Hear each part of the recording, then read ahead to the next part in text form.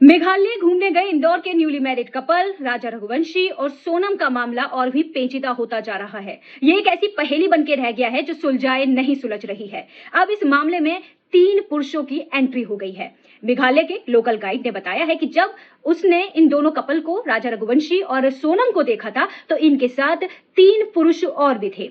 और जिस सिचुएशन में देखा था वो सिचुएशन ये थी कि 3 पुरुष और राजा चारों एक साथ आगे थे और सोनम पीछे थी और ये सब मिलकर ट्रैकिंग कर रहे थे। 3000 सीढ़ियां एक साथ चल रहे थे।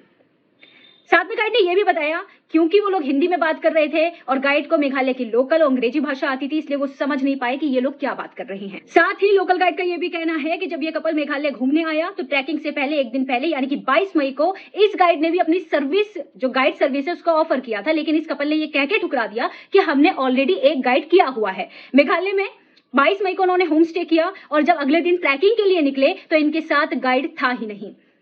साथ ही सोनम का भाई इस टाइम पे मेघालय में है और सोनम के भाई और पूरे परिवार को मेघालय सरकार से शिकायत है कि मेघालय सरकार सोनम को भी मरा हुआ ही समझ रही है और मरा हुआ समझ के ही जांच कर रही है, बल्कि भाई के साथ साथ पूरे परिवार को विश्वास है कि सोनम जिंदा है। सोनम की फैमिली ने सीबीआई और अन्य एजेंसी से जांच की मांग की है। वहीं मेघालय के सीएम ने सोनम की फैमिली को यह आश्वासन दिया है कि जो जांच की जा रही है वो पूरी ईमानदारी से की जाएगी और जांच पड़ताल में पूरी ताकत झोंक दी जाएगी।